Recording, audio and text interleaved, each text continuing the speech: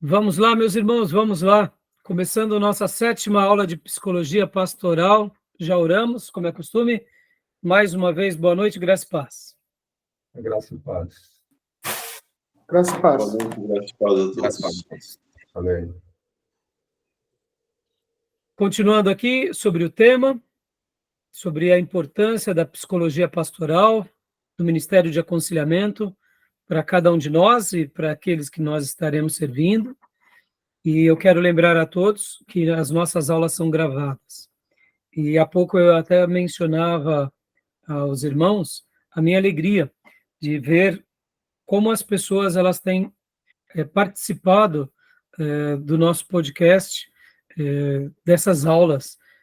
Cada período que eu abro o podcast do nosso seminário, eu vejo que está tendo sempre muitos acessos, muitas visualizações e sempre pessoas se inscrevendo no nosso grupo. Então, eu louvo a Deus, eu quero acreditar que os propósitos pelas quais gravamos essas aulas, eles estão sendo atingidos.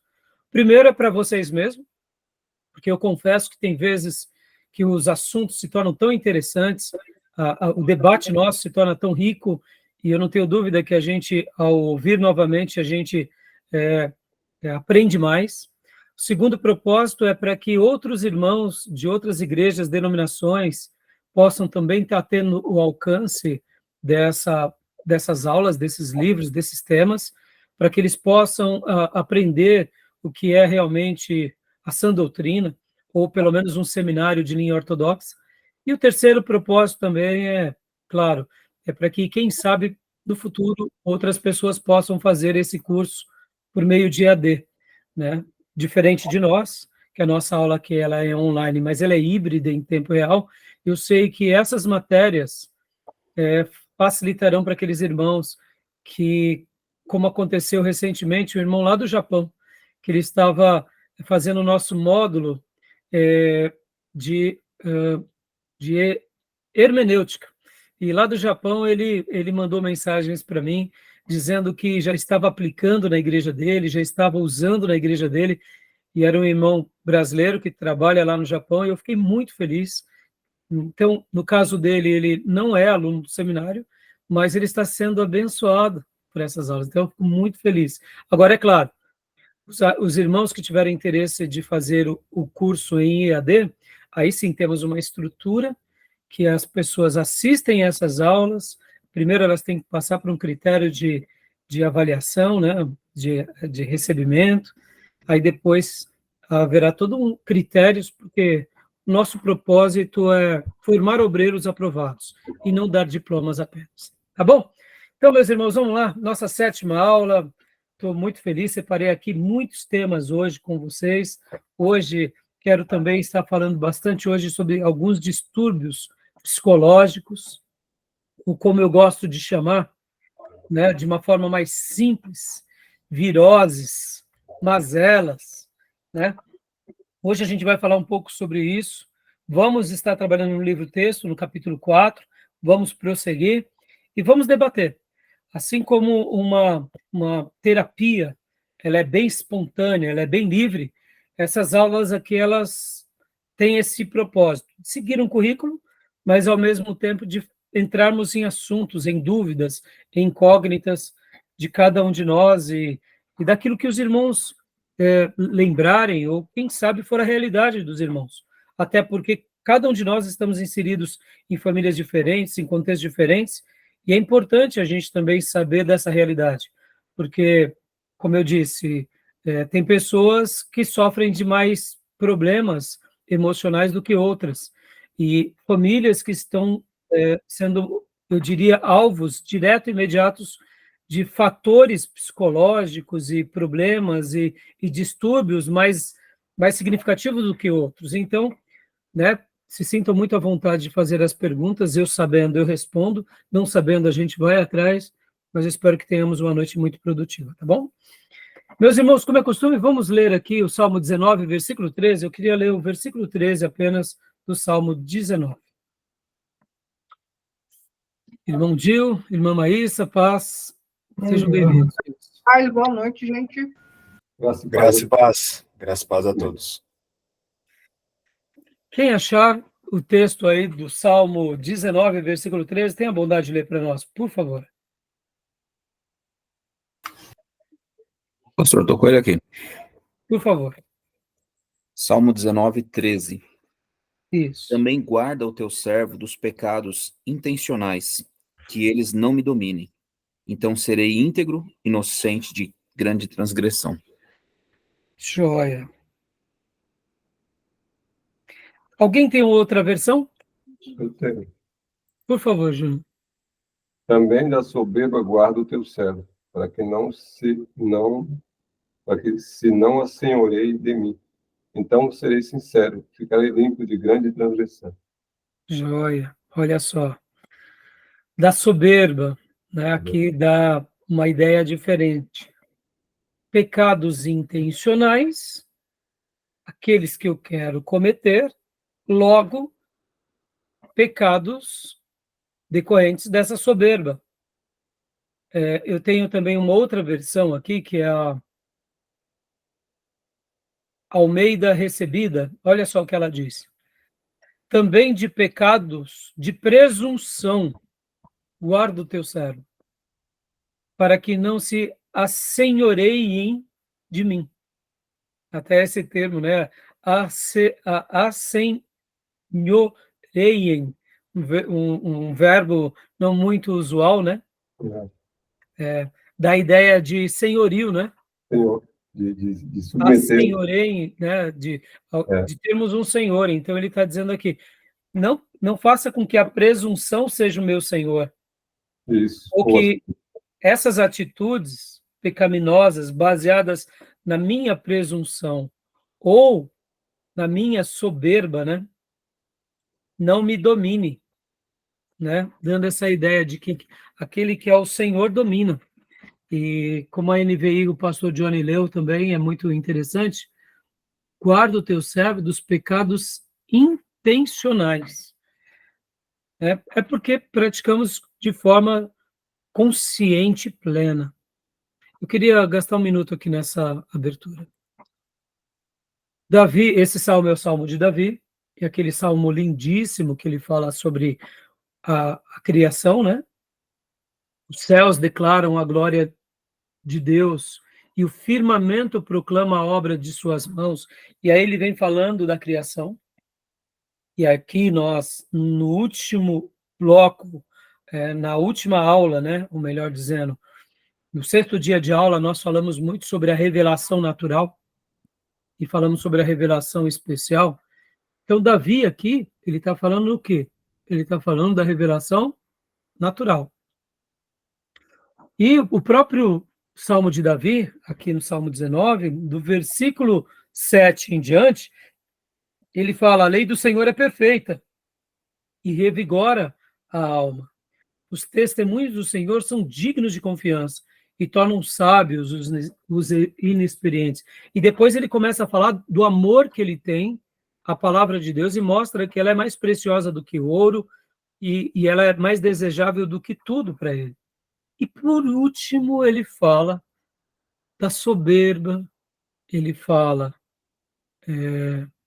dessa vanglória, ele fala sobre a atitude dele de presunção e dos pecados intencionais. E o que eu queria destacar aqui?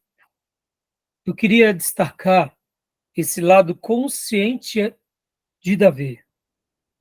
Davi, ele tinha o que eu gosto de chamar um espelho de si muito límpido, muito leal. Ele conseguia ver que ele era presunçoso, que ele era soberbo, que ele era uma pessoa que praticava intencionalmente algumas coisas, muitas delas para o bem e algumas delas para o mal. E por que eu estou falando isso aos irmãos? Eu acho admirável essas palavras de Davi. Por quê, irmãos? A gente está falando de psicologia pastoral. E todos nós precisamos, geralmente, de alguém que nos avalie, que nos esquadrinhe, que nos ajude. E mesmo quando a gente tem um pastor, tem um líder, tem um amigo, tem um parente, tem um mentor, ele aponta os nossos erros, geralmente a gente não se dá por vencido. Não é assim? Sejamos honestos. Podemos até ouvir, mas no fundo, falamos, é bobeira, é meu amigo que está falando. É a opinião do pastor. Davi tinha um diálogo com a sua consciência muito profunda. Ele conseguia chegar num patamar de diálogo consigo mesmo e de honestidade consigo mesmo, pouco visto na Bíblia. E eu, particularmente, quero destacar isso agora, e por isso que eu gosto de chamar de autoespelho, e queria deixar aqui isso como um desafio a cada um de nós, porque, irmãos, o exercício de se autoavaliar é uma riqueza indescritível. Indescritível. Quando a gente consegue ter um momento consigo mesmo, ou como diziam os antigos, com os nossos próprios botões, conversando conosco mesmo, dialogando conosco, eu quero acreditar que a gente vai ser liberto de muitos males, e dos males que a gente comete, com certeza, será muito mais fácil para que a gente possa romper. Porque no momento em que a gente se autoavalia e enxerga de forma nua, crua, mesmo que seja de forma dolorosa essa verdade, a gente está, eu diria, rompendo das trevas interiores e indo para uma nova luz, uma luz que Deus vai nos fazendo viver e experimentar, que é essa de se autoconhecer. Agora, é claro, eu não quero dizer com isso que a gente não precisa de ninguém, não. A vida de igreja e a vida no reino de Deus é uma vida sendo ajudado sempre enquanto vivemos.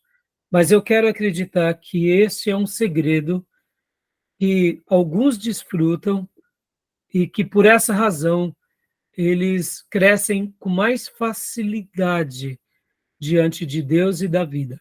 Por quê? Porque, na minha opinião, essas pessoas, mesmo como Davi, se considerando arrogantes, presunçosas,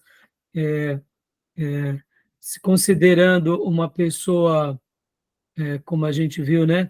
Uma pessoa soberba, mesmo com tudo isso, ele ainda, mesmo assim, diante de tudo, é uma pessoa ensinável. A diferença de muitas outras pessoas, eu diria, é que as pessoas têm os seus erros também, mas elas não conseguem serem ensináveis. E o que é uma pessoa ensinável? Ela é aquela que está disposta a recomeçar. Ela está disposta a dar o direito de dúvida e talvez ouvir o outro, ou quem sabe, ouvir as suas próprias experiências de vida. Tá bom, meus irmãos? Fica aqui essa breve reflexão, né? Mas eu gosto muito dessas palavras de Davi. Isso daqui me fascina. Quando ele diz, eu sou presunçoso, eu sou soberbo, esses pecados que eu pratico de forma intencional, me livra, Senhor. Eu admiro Davi nessa postura. Porque, num primeiro momento, parece uma palavra de arrogância, mas, na minha opinião, é porque ele se autoavalia, ele diz, eu sou soberbo. Poxa vida, eu não posso ser. Né? É o que eu penso, tá bom, meus irmãos? Fica aí para vocês. Tá joia? É fácil a gente se autoavaliar, irmãos? É difícil, hein? Complicado, doutor? Eu acho assim, né? Eu vejo humildade em algumas pessoas, mas em mim eu não encontro. Né? É isso aí, Júnior. É difícil a gente ver, né? Assim, sendo franco, né? Ou quando a gente vai para as virtudes, a gente vai para a autocomiseração, não é assim? Ou senão a gente vai para falsa modéstia. Pois é. O equilíbrio é muito difícil. O equilíbrio é muito difícil, né? Tá bom? Alguém quer comentar mais alguma coisa? Não? Então vamos Não, lá, não. meus irmãos, vamos hoje ir aqui para o nosso material. A gente vai agora entrar no capítulo 4. A Bíblia é um guia suficiente para os relacionamentos da vida. E olha, parafraseando o texto que acabamos de ver aqui com o Davi, a gente vê que o que ajudava Davi a ter esse autoespelho? As Escrituras. Ele conseguia saber que, por meio das Escrituras, ele era um pecador. E ele admitia que essa palavra que era de Deus era a verdade na sua essência. Ele não tinha dúvida disso. Que Deus existia, que Deus reinava sobre tudo e que ele vivia para adorar esse Deus criador e que esse Deus criador, que tinha um nome, tinha se revelado a um povo e que, por sinal, era o povo dele. E então ele tinha tanta certeza disso que ele tinha a Bíblia como esse guia. Então, esse capítulo 4, quando a gente realmente tem esse coração ensinável, meus irmãos, muda tudo. Muda tudo. A gente vai aprender em cada período da vida. E isso me faz lembrar, né, quantas são as histórias e os momentos que a gente tenta ajudar alguns irmãos, como o Júnior acabou de mencionar antes do início aqui das nossas gravações. Nosso irmão Júnior tocou no assunto de um pastor presbiteriano que foi para o catolicismo, né? E isso nos choca, porque o oposto sempre foi uma verdade desde a criação do protestantismo. Muitos padres, bispos se converteram, muitos católicos se convertem ao protestantismo. O oposto sempre foi mínimo, para não dizer que nunca existiu. A gente sabe que existiu. Mas nos últimos anos e décadas tem tido um fenômeno assim. E isso nos leva a uma grande interrogação. Aonde a Igreja de Jesus tem falhado? Né? Porque é antinatural. É antinatural. Uma pessoa que passou por uma igreja bíblica se tornar um católico ou ir para uma outra seita é antinatural. É antinatural.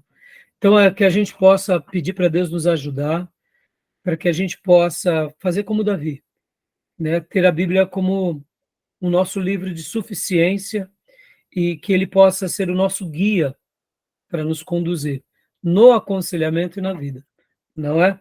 Porque, infelizmente, irmãos, a gente tem visto esse fenômeno. Eu me lembro, inclusive, de outros seminaristas tratarem aqui, inclusive, dizendo algo assim, que crentes de igrejas históricas estão fazendo o caminho inverso.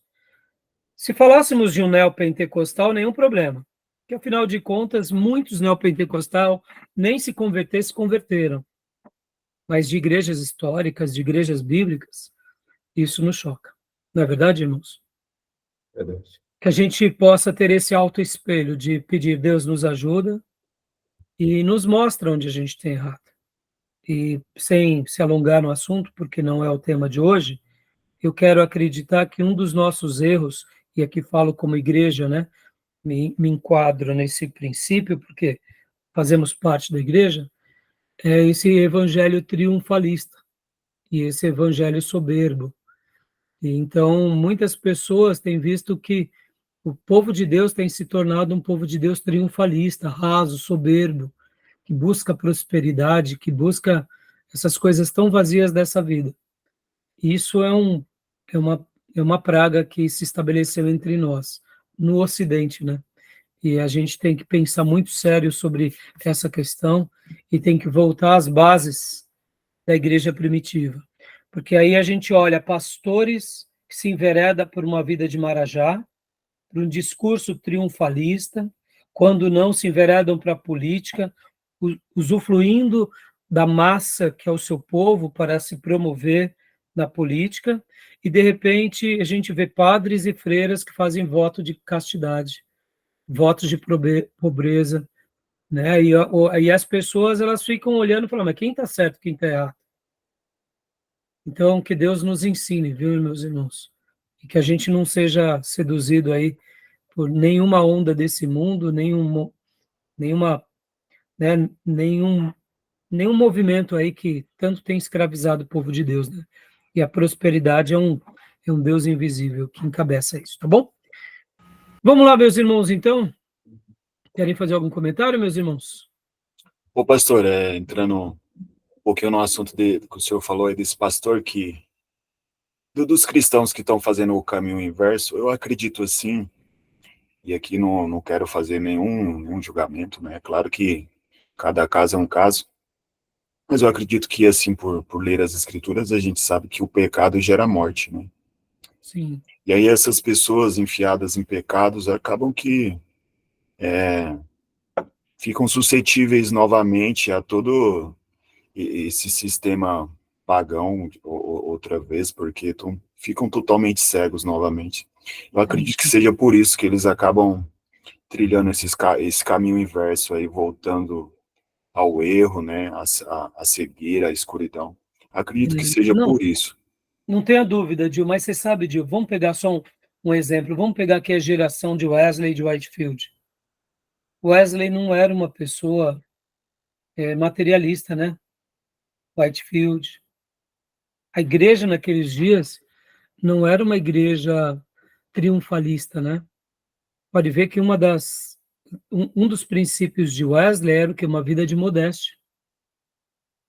O que era modéstia? Era pobreza? Não. Ele era um doutor em Oxford, professor catedrático. Ele podia viver bem. O que era modéstia para Wesley? Uma vida de simplicidade.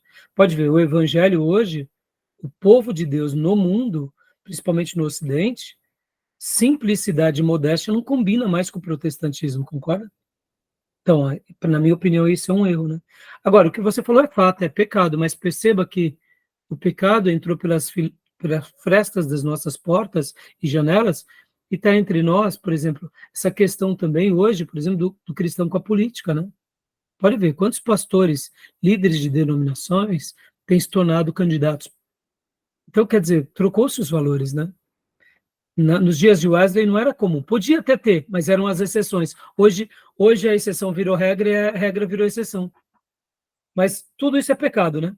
Mas é importante a gente identificar onde a gente tem errado, né, Gil? Né? Nos casos de igrejas históricas, por exemplo, a teologia liberal, a frieza dogmática, outra coisa, né? Que Deus nos ajude, né? Que Deus nos ajude, tá bom? De fato, pastor, verdade, de fato. Né? Vamos lá, meus irmãos. Olha, a Bíblia é um guia suficiente para os relacionamentos da vida. Vamos ler algumas partes, como eu disse para vocês nas últimas aulas, né? Porque a gente não vai conseguir ler tudo, e aí eu vou ficar fazendo os apontamentos com os assuntos. E hoje, como eu disse para vocês, eu quero tocar bastante em distúrbios psicológicos, tá bom? Quero hoje falar bastante sobre isso. Então, vamos lá. Na página do nosso livro-texto é a página 65, tá bom? Leia para nós, pastor Johnny, por favor. Vamos ler algumas porções aqui. Leio sim. Por favor. Vamos lá. A Bíblia é um livro-texto de aconselhamento? Nossa resposta depende de como definirmos aconselhamento. Na mente de muitos, há diferença entre aconselhamento e psicoterapia.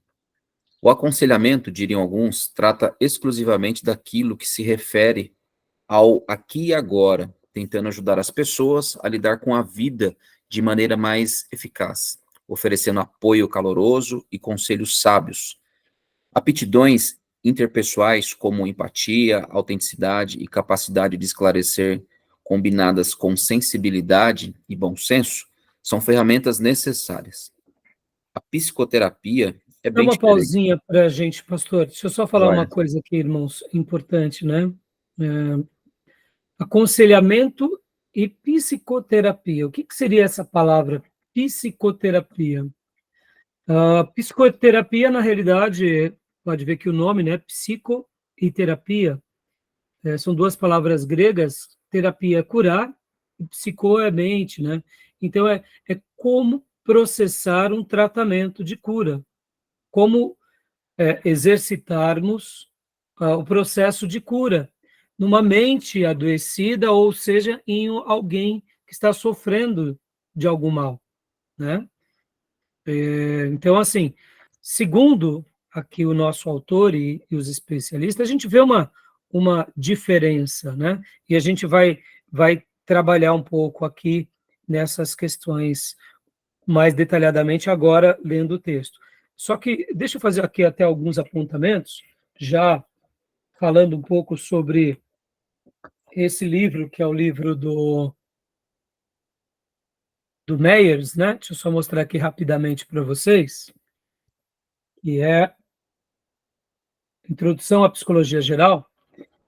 Na parte que ele vai tratar sobre distúrbios psicológicos, olha que interessante, ele vai falar um pouco das fobias. Olha que legal. Ele vai falar das fobias. E por que eu estou querendo já dei essa pausa aqui? Porque é muito interessante que dentro de fobias não deixa de ser um trabalho mais voltado à psicoterapia. Por quê? Porque é uma mente ou as emoções que foram afetadas por alguma coisa. Lembra, por exemplo, irmãos, aquelas pessoas que têm medo de altura? Né? Como que é o nome de quem tem medo de altura? Eu não s- é, não é É fobia de claustrofobia, alguma né? coisa. Então, Claustro- existem várias fobias, né? Tem a é, castrofobia, acrofobia é o medo de altura, ixi, sou né? eu. Você é assim, né, Júnior? Ixi, tenho medo, né? Tenho medo de altura. Mas me explica o porquê você tem medo de altura. Eu não sei. Quando eu chego em qualquer lugar, até de carro, quando passo no viaduto, eu fico com medo. Dá um medo repentino, né? Ixi, quando eu desci a serra, né, pela Anchieta, né, eu não posso nem olhar para o lado. Você pega e vai fixo, né, Eu Júnior? vou fixo, não vou para o lado, não olho para o lado. Se olhar para o lado, daqui a pouco tem um acidente, estou lá embaixo. Sério, eu falo sério isso aí. E agora, você não sabe identificar, não é assim, meu irmão? Não sei. Por que isso aconteceu, né? Então, dentro das fobias, né, temos a- como- geralmente o pessoal fala Claustrofobia. claustrofobia, né? Que é a Isso. fobia ou medo exagerado e irracional de permanecer em ambientes fechados Puxado, com né? pouca circulação, é a claustrofobia, Isso. né? Mas essa que eu acabei de falar para vocês, que é a acrofobia, é o pânico de lugares altos. A minha Sim. esposa é desse jeito, Júnior. Eu lembro que, olha só que interessante, uma certa ocasião, ela ia para a faculdade de psicologia, olha que interessante, né? Ela ia para a faculdade de psicologia e o trem deu um problema e ela precisou passar pelo pontilhão. Sabe os pontilhões dos trens? Bem, E os trens antigos, lembra que muitos eram de madeira? sim. Meus irmãos, minha esposa quase infarta, porque o trem quebrou, ela ficou num desespero, ela tinha que passar para o outro lado, ela não sabia o que fazer. E eu lembro assim que, resumindo uma longa história, depois, uma outra hora, ela poderia até contar aqui para nós. Mas ela adquiriu um trauma tão grande, mas tão grande, que ela queria parar a faculdade. Nossa. O que eu tive que acabar fazendo para ajudá-la? Eu ia trabalhar de carro naqueles dias, e então eu troquei. Aí eu voltei a ir trabalhar de condução e dava o carro para ela ir. Porque foi o meio pelo qual ela Uhum. pôde voltar a ir para a faculdade de psicologia. Entendeu? Então, perceba que o aconselhamento, vamos lá, eu sou o pastor dela, eu orei por ela, não resolveu. Por quê? Porque nesses momentos em que é uma mente e as emoções que foram afetadas por alguma fobia que a gente não sabe qual é o motivo ou a razão ou a origem, quem vai tratar disso é a psicoterapia. Uhum. Ou seja, são profissionais da área que vão auxiliar para que por meio de exercícios variados, aquela pessoa rompa aquele obstáculo. Em alguns casos, a pessoa rompe, na grande maioria, mas pode ser que em alguns outros casos não. Por exemplo, sempre vai ter medo de altura, por exemplo, ou sempre vai ter medo de lugar fechado. E aí a pessoa aprende a lidar. Não é que ela não é que ela perde, ela aprende a lidar. Por exemplo, quem tem claustrofobia, o elevador é um terror. Exato. Então, enquanto ela está com alguém ali no elevador, ela se distrai. Enquanto está sozinha. Sim. Mas se ela precisa trabalhar, então ela aprende a dominar aquilo. Mas não quer dizer que ela vai ser 100% curada. Interessante, né, irmãos? Né? Então, eu entrei já dessa pausa, né? Porque, olha só, uma outra coisa que eu não sabia, né? E eu pesquisando aqui com vocês, né? Eu descobri que existe uma outra fobia que é chamada de agorafobia. Olha só que interessante. Agorafobia seria o medo de ansiedades incontroláveis de viver situações que fogem do controle e que causam constrangimento em meio a multidões ou lugares abertos ou muito fechados. Segundo uma especialista um grande nome, né, essa pessoa diz que quem sofre de agorafobia, inclusive, é uma das fobias mais temidas. Quem é a pessoa? Tá aqui, ó.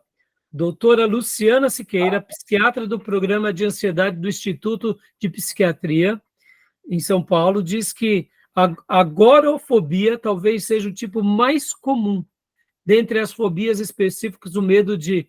E aí também, dentro desse agorafobia, é o medo de insetos, e aí vai. Olha que interessante, irmãos, né? Então, E eu estou gastando esse minuto aqui, porque, você viu, o autor já começa falando sobre aconselhamento e começa falando também, como a gente estava vendo aqui, do quê? Da psicoterapia. E então, o que acontece? Tem vezes, irmãos, que a gente tem que lidar aqui com muita maturidade sobre esse tema, porque tem vezes que a gente espiritualiza sim. aquilo que é uma fobia. Por exemplo, poderíamos dizer que o Júnior não foi liberto, né, Júnior? Sim, mas, por exemplo, ter medo de altura seria normal. Agora, quando é uma coisa grave, vira doença, né? Sim. Mas você vê, Júnior, mas me entenda, quando eu falei assim que você não foi liberto, né, me entenda, é que nem minha esposa. A gente poderia colocar isso como uma falta de fé, e não tem a ver. Não é. Não tem nada a ver. Não tem a ver. Então, se a gente vai para a espiritualidade Tudo, né? vesga, ou cega, ou por simplismo da fé, Exato. a gente acaba prejudicando o irmão ou rotulando. O irmão, por exemplo, é um advogado brilhante que faz enfrenta juízes, mas vai ter medo de altura. Ou seja, né, vai entender, né? É igual a ansiedade, né? A ansiedade, todo mundo tem que ter, né? Em certa medida, mas quando vira doença... Exatamente, né? Então, agora, continuando aqui, meus irmãos. Deixa eu contar isso daqui, eu acho que vale a pena. Deixa eu contar agora isso daqui para vocês. Nós estávamos aqui numa reunião de liderança, certa ocasião. Isso foi muito engraçado, né? Porque o que acontece? Nós estávamos falando sobre pessoas que têm medo, etc. e tal, de rato, né? Barato. E aí, de repente, entrou nesse assunto de medo de barata. E, de repente, uma das moças aqui em casa, uma das esposas de um dos líderes, disse assim: pastor, e lá em casa? Ela já fez assim, né? Aí todo mundo ficou curioso. Aí, opa, lá em casa o quê, irmã? Aí o marido falou: bem, pelo amor de Deus. Bem, pelo amor de Deus, né? Aí todo mundo, agora a gente quer saber. Aí, resumindo a longa história, lá na casa desse casal, quando o cara vê uma barata, meus irmãos, ele se agarra em tudo que é lugar, sobe no sofá, e é a mulher que vai matar. Então, isso virou uma chacota, né, meus irmãos? Meu Deus. Virou uma chacota. Então, quando a gente queria brincar, né, que um camarada era muito medroso, falava assim: mas tem homem nessa igreja aqui que é as mulheres que matam as baratas. Então, você parece bobeira, né? Mas é um medo de barata, é uma fobia. Poxa, ele é um profissional, esse irmão, ele gosta de esportes radicais.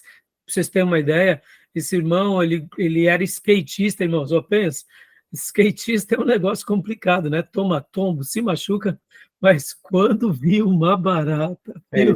Enfrenta o leão, mas não enfrenta a barata. Exatamente, Júlio. Explica isso, né, Júlio? Então, assim, você vê o que não é o medo de algo, né? O que não seria uma fobia, né? Então, eu fiz questão de parar aqui só para a gente explicitar um pouco já da parte aqui do livro. Olha só que interessante. O Meyers, ele comenta aqui que as fobias focalizam a ansiedade em algum objeto, atividade ou situações específicas. Né? Pode ver. Ela está relacionada a isso. Ela vai focalizar algum tipo de ansiedade, algum objeto, ou alguma atividade ou situação específica. É daí que nascem as fobias, né? Então, não subestimem as fobias, por mais esquisito que elas sejam, tá bom, meus irmãos? Tá? Vamos lá. Pastor Johnny, continue para a gente a leitura. Alguma dúvida, meus irmãos? Até aí, tudo bem? Beleza. Por Tudo favor, bem. pastor Johnny. Eu só queria aproveitar aqui um comentário rápido. Eu acho que essas igrejas que chegam a mencionar, né, que às vezes a falta de fé ou a não ação de Deus é porque a pessoa ou está em pecado ou não tem fé suficiente, deve passar maus bocados com isso, né? Porque, de algum modo, todo mundo tem alguma patologia. Como é que eu explico isso? Então, na realidade, eles escondem tudo isso, né, pastor? Não, isso que eu falar, não são honestos, né? Eu já Não estou são meditando nesse honestos, método, né? né? Eles não são honestos. Você vê que muitos desses pastores, na década de 80, 90, os neopentecostais, eles iam fazer os seus tratamentos nos Estados Unidos escondido. Hoje em dia, nesse mundo midiático, não tem mais como esconder, né? Mas antigamente era assim. Então não falta lealdade, né? Porque para eles a doença é coisa do demônio. Verdade. Mas eles ficam doentes e o demônio não pegou eles, né? Curioso. É uma falta de lealdade, né? E na minha opinião, até de caráter, né? Porque se uma hora, vamos aqui, existe um outro termo, irmãos, que é chamado, não sei se vocês já ouviram falar, mitomano. Eu já ouvi falar. Mitomano. Já ouviram falar? Eu já ouvi falar. Então, é um ato de mentir. É quase como uma doença pela mentira. Então, o que seria uma pessoa que pratica a mitomania, né? Ela seria um mentiroso compulsivo. Mas vamos partir do pressuposto que exista pessoas que acreditem na sua mentira. Então, uma das características dos mitomanos, que eu vejo bem na sua essência, é aquelas pessoas que vivem uma mentira, mas eles acreditam tanto na sua mentira que quase que vivem a sua mentira. Vamos pegar um exemplo aqui, irmãos, o que acontece com muitos políticos. Muitos políticos sabem que aquele discurso é balela. Eles estão fazendo algo apenas teatral. Ou seja, eles estão interpretando um papel para manipular as massas. Mas existem, dentro desses políticos, os mitomanos. Eles acreditam, de fato, que aquele mito vai ser real. E eles discursam como se fosse, tentam viver aquilo, mesmo sabendo que não vai ser vivido, eles vivem essa pseudo-doença, entendeu? E isso não acontece só com o político, tá, irmãos? Eu estou exemplificando o caso do político, mas poderia falar também o quê? No caso de nós, religiosos. Sejamos honestos. É muito fácil falar do político, mas será que muitos pastores não são mitomanos na sua essência? Agora, vamos lá. Lembra que eu falei há pouco que tem muitos políticos que eles interpretam apenas, mas sabem que tudo aquilo é algo teatral? Sabe qual é a outra doença psicológica que me faz lembrar? nesses casos, uma que é chamada de sociopata. O sociopata, ele não tem sentimentos com o outro, mas ele usa o outro à mercê de si. E aí eu pergunto, a sociopatia é algo que só acontece com políticos? Não. Ou acontece com pastores? E aí? Será que muitos pastores são sociopatas? O que vocês acham? Acho que tem muito crente de forma geral, né? Tem muito crente. Tem uma, não sei se o pastor já ouviu falar da doutora Rosana, agora me fugiu o segundo nome dela. Ela é uma neurocientista. Ela é pregadora também. Em um dos vídeos dela, ela fala isso daí, que tem muito cristão que é sociopata, que não vê o outro como semelhante, né? Ele se coloca ali acima. Rosana Alves, né? Isso, Rosana Alves. Então, eu não a conheço, mas depois boto os vídeos dela lá no grupo. E esse é um assunto... Agora, eu gostei da abordagem dela, trazendo para o lado dos cristãos. Mas vamos primeiro trabalhar um pouco aqui. Agora estamos numa classe de seminaristas. Vocês estão sendo preparados para ser pastores, missionários, evangelistas, líderes. Será que nós estamos imunes a essa sociopatia? De usarmos as pessoas para atingir os nossos objetivos? Percebam, parece bobeira, mas quantos são os pastores que têm as pessoas como propriedades delas? Sim. Bom. E no momento que essas pessoas as contrariam, o que elas fazem? Elas aniquilam. Porque, olha só que interessante, irmãos, o que os sociopatas odeiam? Quando alguém descobre algo deles, ou quando alguém vence eles. Pronto. Quando eles são descobertos, como, por exemplo... Então, vamos imaginar e vamos pintar aqui um quadro. Eu sou um pastor muito fofinho, agrado todo mundo, quero abençoar todo mundo, falo palavras boas para todo mundo, e você está debaixo da minha bênção, e você é meu discípulo, e de repente os meus discípulos guardam na carteira a minha foto, mas num dado momento eu sou questionado. E num outro momento eu não só sou questionado, mas é trazido algumas feiuras minhas à tona. Percebam, no momento em que isso é trazido à tona, o sociopata, o que ele faz? Ele acaba, já que ele usa as pessoas, porque na verdade uma das coisas que ele não tem é o sentimento pelo outro, já que ele despreza o outro e todas as pessoas, então ele usa as pessoas. Então, quando ele se enxerga como um derrotado, ou quando alguém descobre as mentiras deles, aí eles naturalmente bloqueiam aquelas pessoas, maltratam, desrespeitam, ignoram ou tentam aniquilar. Por quê? Ou você é comigo ou é contra mim. Olha que interessante. E aí eu pergunto, será que muitos pastores não são sociopatas? Egoísta, né? Tá entendendo? Meu irmão, isso é de dar medo, entendeu? Porque no mundo da política, ainda eles têm as suas ideologias para se esconderem. Eles têm os seus grupos, que também não quer dizer que não tenham sociopatia. Mas e nós? Aí nós vamos ter as nossas pseudos-verdades, porque o irmão já não está mais na visão, o irmão já não está mais na comunhão, o irmão está na carne. Por isso, irmãos, uma pessoa que ela caminha contrária a nós e nós a matamos, só prova o quanto de sociopata nós temos. Estão entendendo, irmãos? Se um sociopata tivesse a clareza disso, ele tentaria talvez até maquiar isso, porque é muito vergonhoso, no fundo, ele passar por isso. Mas como ele despreza a qualquer pessoa, a não ser ele não tem sentimentos pelo outro, e aí é da onde vem essa palavra patia, que é sentimento, é pathos, é afetividade.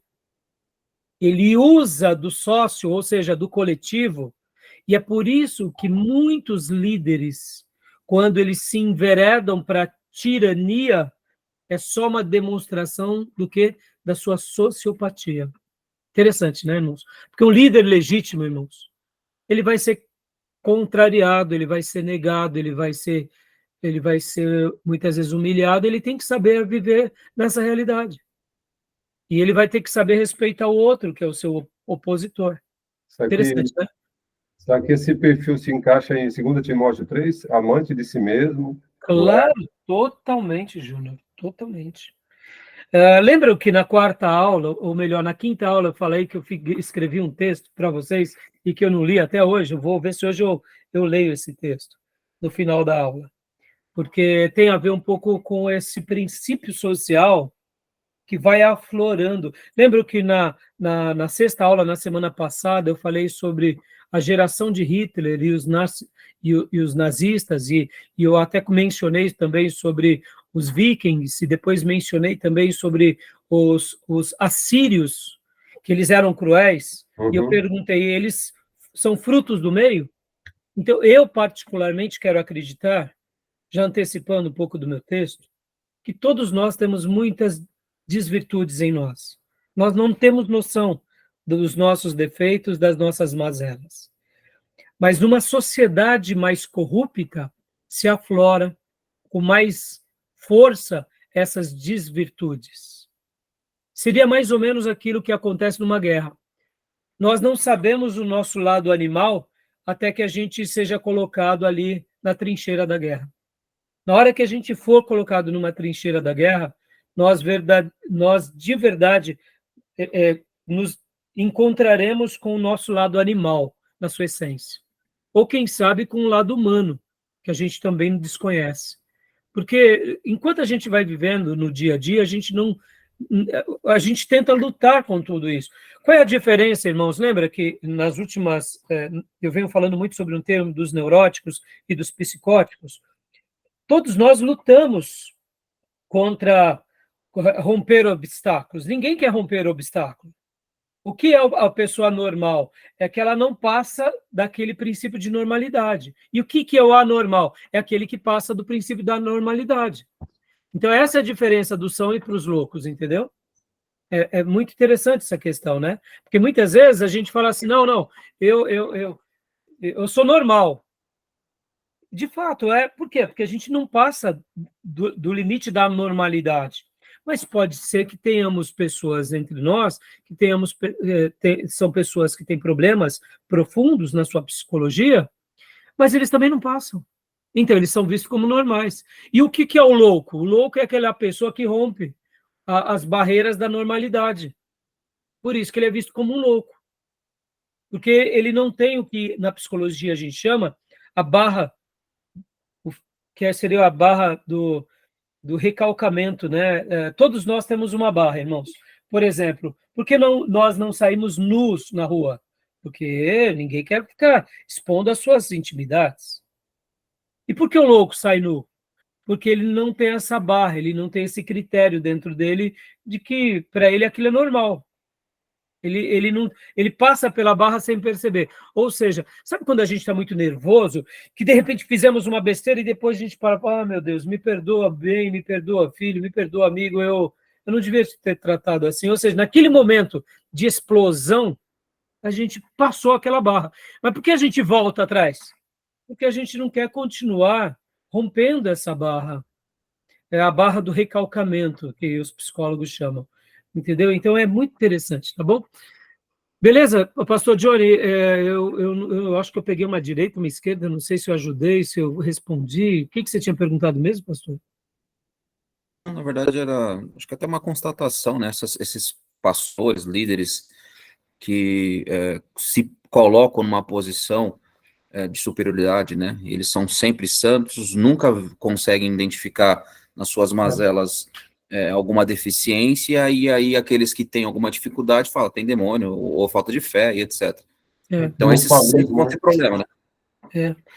E o Tomé, gostei da abordagem do Tomé, melhorando a sua fala, quando fala que todos nós temos um pouco de sociopatia. Pode ver que dentro da igreja a gente está preocupado com a nossa bênção. Agora, é por isso que eu escrevi esse texto. E esse texto que eu escrevi tem a ver com o que o Júnior comentou, com o texto de Tiago, porque nos finais dos tempos... Timóteo, aliás. Nos finais dos tempos, as pessoas seriam o quê? Egoístas. E dentro desse egoísmo, aflora todo tipo do quê? Todos os tipos de demônios que a gente vive. Pode ver. No ambiente de egoísmo, que destacam-se o quê? Os sociopatas. E eu concordo, né, com essa fala dessa pessoa, porque, assim, pastorear nos nossos dias é pastorear o gosto individual de cada um. Se torna uma coisa muito complicada, né? Tá bom? Então, leia para nós aqui, pastor, agora, para a gente estar tentando fechar esse bloco. A psicoterapia é bem diferente, dizem muitos. Ela examina o que está por trás das questões atuais, como, por exemplo, uma indecisão com respeito à escolha vocacional, para expor uma rede inconsciente de defesas, ansiedade e sentimentos inaceitáveis ou dolorosos, que juntos geram um problema visível. A terapia trata de questões mais intensas do que o aconselhamento, porque sonda a fundo as queixas atuais da dinâmica interior, a qual realmente constitui a desordem que precisa ser corrigida. Dá uma pausa, pastor. Olha que interessante aqui isso. Isso é muito legal, porque muitas vezes ele tenta levar a psicoterapia para esse lado inconsciente. Por que você não aceita um novo desafio? Porque você é uma pessoa que não troca de emprego, você sabe que está precisando, a pessoa não consegue entender. Outros acham que a pessoa é um derrotista. Não, ela tem um tipo de fobia ou algum problema, no sentido assim, não que ela tenha um problema, entendam, irmãos, mas ela não consegue se enxergar. Por isso que a psicoterapia ajuda muito, né? E aí essa é a área dos especialistas, né? Essa é a área dos especialistas. Então, continua para a gente, por favor, pastor. Esta é a distinção comum. Terapia trata da dinâmica interior e o aconselhamento, não. Joia? Até aí tudo bem? Ou seja, né, são questões diferentes, né? Não é que um aconselhamento não possa ajudar, mas ele tem essa diferença, né? Então, vamos ler aqui. Leia para nós agora esse parágrafo, pastor, para a gente estar encerrando. A influência? A influência deste elemento da teoria freudiana na cultura ocidental é ampla e profunda. Talvez o efeito mais significativo esteja refletido no grau em que abraçamos o modelo profissional para compreender e lidar com os problemas pessoais. Quando Freud, um médico de certa fama, nos conscientizou das forças inconscientes da personalidade que podem causar problemas, as pessoas começaram a pensar em processos doentios e moléstias psicológicas. E leia aqui para mim, tá bom, pastor, desculpa, só um pouquinho. Desculpa. Né? Não, desculpa. Pode falar, pastor, o que você estava dizendo? Nosso irmão Júnior que ia fazer um comentário aí. Oi, Júnior, pode falar. Então, isso eu quero dizer, né, de forma figurada, esses são os demônios que nos afligem internamente. Exato. Agora, olha só que interessante, Júnior e irmãos, para a gente fechar esse bloco. Freud, ele vai trabalhar muito sobre essa questão do inconsciente.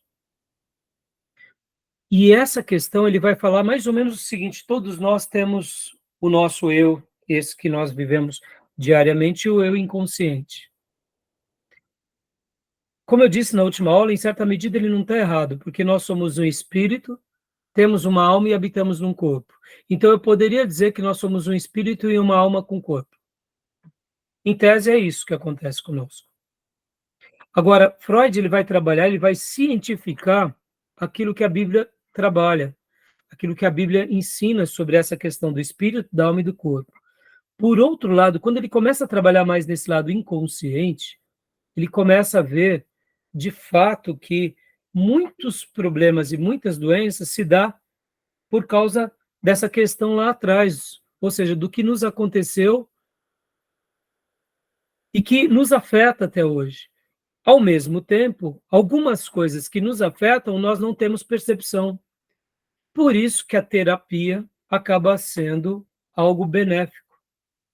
E por essa razão que também a comunidade de fé, por meio das nossas interações saudáveis, acabam nos curando involuntariamente, porque o ambiente sagrado é um ambiente terapêutico. E aí entra o poder da fé. Podem ver quantas pessoas são curadas de uma forma espontânea. São curadas sem se perceber de uma cura na sua alma. Eles só acham que foram curados no seu espírito. Mas por isso que há um poder em Deus que a gente nunca pode negar. No entanto, alguns irmãos vão precisar de um tratamento mais específico. E a gente vem trabalhando nessa questão, dizendo que a gente precisa, sim, de ajuda de um profissional. E qual o problema de buscar, né? Eu sempre vou dizer e enfatizar, depois que a gente buscou a Deus, depois que a gente buscou pastores sérios, pessoas experientes, teria nenhum problema em oração a gente pedir para que Deus nos direcione para uma coisa mais específica, como é um tratamento psicológico, né? Tá bom? Tudo bem? Querem falar mais alguma coisa para a gente estar fechando aqui o... Sim, assim como as nossas enfermidades físicas, né? Deus deixa os médicos para... Nos ser um auxílio. Exatamente. Exato. Tá bom, meus irmãos? Então, essa questão, ela é muito legal. O inconsciente, ele é muito interessante, irmãos. Tem vezes que a gente... Deus pode fazer tudo isso entre nós, irmãos? Pode. Mas muitas vezes até nisso demonstra um caminho de humildade. Quando um pastor pede ajuda a um profissional da área, ele também está se mostrando como ensinável. Concorda comigo? Podem ver que a humildade, ela nos preenche em todas as questões, né? E nós, como servos de Deus, podemos aprender, inclusive, com isso. Tá bom, meus irmãos? Vamos para o nosso intervalo? Querem fazer alguma pergunta, alguma dúvida? Tranquilo. Tranquilo? Essas questões das doenças emocionais, as fobias, é uma desordem, né? Que essa cura traz uma harmonia, né? Põe em ordem. Exatamente, Júnior. E Júnior, todos nós, né? Todos nós sofremos sempre de alguma coisa ou outra. Tem hora que algumas delas a gente até aprendeu a lidar um pouco, mas ao tratar desses temas, a gente vê o quanto nós somos vulneráveis, em algumas áreas mais do que em outras. Tá bom? Joia, meus irmãos, vamos para o intervalo, a gente já volta já, tá bom? Sim, beleza. Fechado? Tá Fechado. joia. Deixa eu ir lá pegar uma aguinha e já volto. Tomar um chazinho, né?